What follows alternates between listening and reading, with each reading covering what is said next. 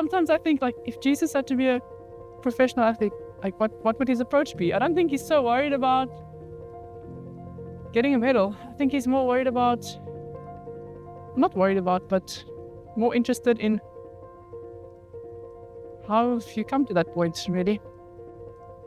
The finals day, we got to the beach and a typhoon had just hit the coast of Japan.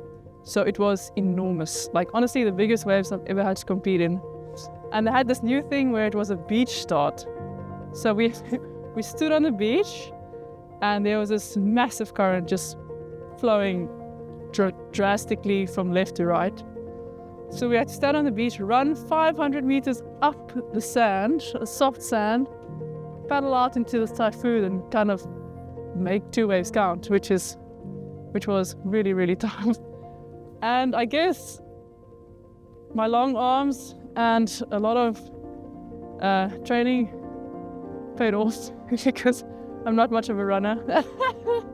And it really honestly wasn't pretty. It was like these brown, murky dumpers, and you just had to kind of do one turn and hope for the best. So before the event started, I went for a warm-up surf. I couldn't get to the back and I washed out of the competitors area. And because of the COVID regulations, the public was not allowed to come into the competitors area. So I was locked out. There was like huge security fencing around the whole kind of beach.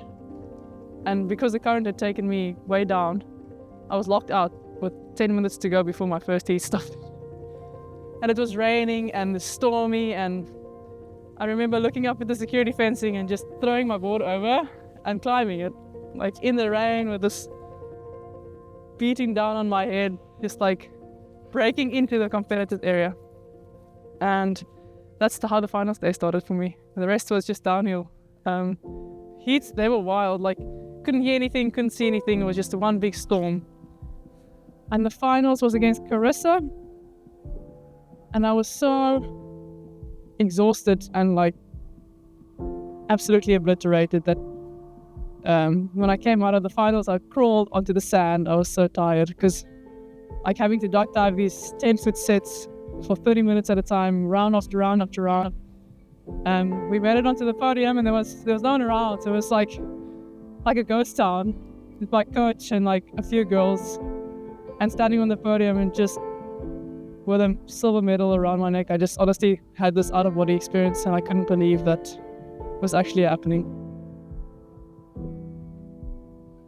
I always thought, like, what's God's take on competition?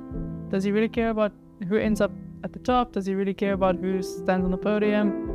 And I've come to the conclusion that it's not necessarily the result or the achievement or what color the medal is around your neck, or if you have a medal at all. It's more to do with your heart and intention and how you get there. And I think also how you treat other people in the process. So although it was great standing on the podium with a silver medal around my neck, I feel like God cared more about my heart than my achievement. And I think he does so for everyone else, no matter what sphere of life.